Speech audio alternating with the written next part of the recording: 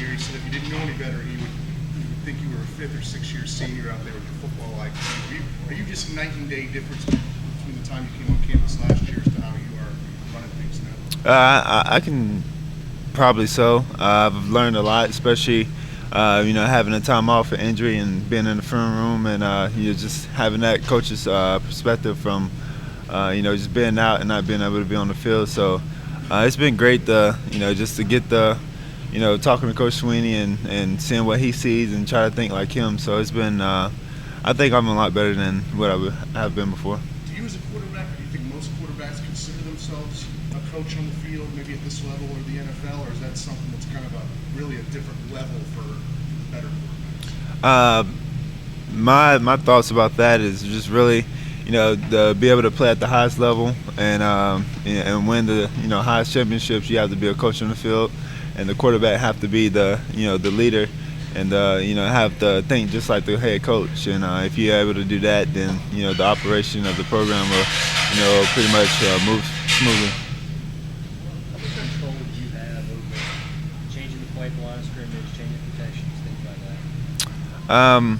I don't want to say a lot, but it just have to really based on week to week and what we go over. And they give me a list of things that I can go and check to different versus different defenses. So it's just really just having that trust between the coaching staff and me, and just going out there and being able to play and execute. How much have you improved pre-read, seeing what the defense is going to do for the staff? Just each week or really each practice, just try to improve, on that, and that just comes with film study and just being in there and being on the same page with the coaching staff. I know in Gainesville you were given the opportunity or the ability to check out a place, and how comfortable are you doing it at this level?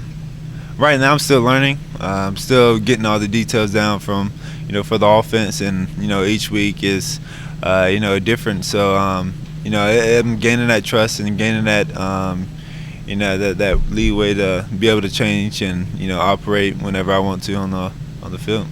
Is there any page in the playbook that you're not familiar with? Not at all. I know pretty much the whole playbook, and I know everything, the reason why that we run this play. So it's just really just having that, every little detail from, my position to the O-line and why we do the things.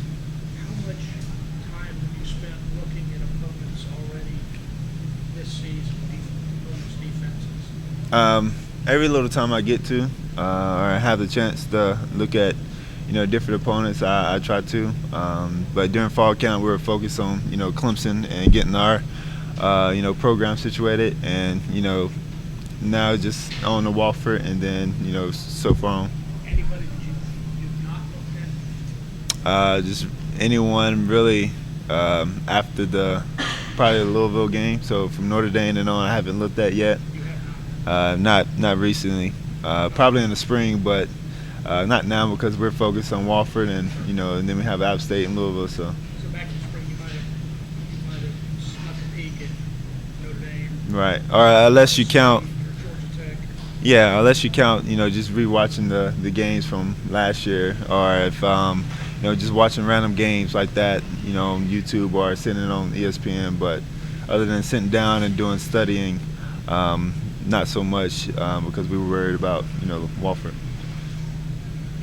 During the season, how much time do you spend on your own in the field room studying and trying to get better at that? I'm not sure right amount that I have, but as much time as I can, because I have school and stuff like that. But whenever I have the opportunity to get in the film room and watch film on those guys, I'm watching it. Now that you guys have got an established first team and you're engaged prep week, you got a sense as to whether the guys that are coming up to the second team, you guys are fitting in now that classes have started? Has it really shocked them like it did your first day of class space? I'm not sure yet because really today was the first actual day when we have practice, and school was kind of in session, and the professors are really teaching their material. But I found out later on and throughout the week. But I bet those guys will be just as fun as I was before when I first came in, and they'll get the hang of it quick. There has to be a trust factor with you in the offensive line. What was your comfort level last Thursday out here in the scrimmage? Kind of how do you think that? I think the offensive line did great. Just having that unity and the chemistry that they did, in that Thursday scrimmage, and you got to have that bond and trust, between each other and make sure we're on the same page at every play because, if we're not, then the play or the offense won't operate. So, just really having that trust and bond is very important. What have your impressions been of Mitch Hyatt? Kind of, what's the biggest obstacle really to be mentally to overcome, knowing you have a true freshman at left tackle protecting your blindside? For me, I don't have any problem with it. I have all the trust and confidence in him, and he knows that. And just each game, you just have to get that experience and confidence, and that's gonna come, being a freshman and not being, not having that, first time, playing just yet. So, he'll figure it out in the next week or so, especially when we come to play Wofford. And I have the confidence. I don't have to worry about anything on my blind side, and he's just gonna be fine. Has he kind of lived up so far in workouts what you hope to see out of him? Yeah, I mean he's been great ever since he stepped on campus. So he's been. We don't really have expectations for him. Just be himself and be the best player he can be. Talking to Lynn Marsh the other day, he said he thought about it in your sophomore year. At what point did the Gainesville coaches start trusting you to make changes and even call plays and hurry up situations? Just really starting my sophomore year. Having that first year under my belt and just having that, that trust and building that, throughout the summer and, off-season workouts and knowing the offense. So, they just gave me the keys and I just, drove away with it. And how much did you call your own plays even out there on the field? How much did they call during the normal course of the game? I really don't know a percentage, but, I can check out a plays if I needed to or, really call my own plays if I felt comfortable with that and if they felt comfortable with it. So, we had that, trust and bond that, every play that, they can call a play or I can call a play. Who helped you learn to read defenses and with that kind of film study? My quarterback coach back home, Michael Perry.